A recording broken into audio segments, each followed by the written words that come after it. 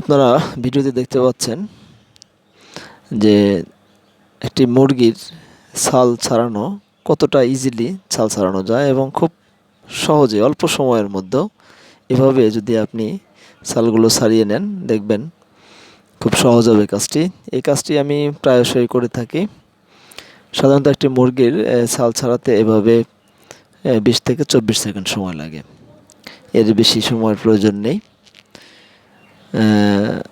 আমি ঠিক এই পদ্ধতিতে বেশ কিছু মুরগির ছাল ছাড়িয়ে নিলাম, আপনারা ভিডিওতে দেখতে পাচ্ছেন। এবং ছাল ছাড়িয়ে নেওয়ার পরে মুরগিগুলোর মাঝ বরাবর কেটে ভিতরের নাড়িভুঁড়ি, কলিজা যা আছে এগুলো এভাবে আমি বের করে নিচ্ছি। এই কাজটি আমি প্রায়শই করে থাকি এবং আমার কোনো বিরক্তি লাগে না।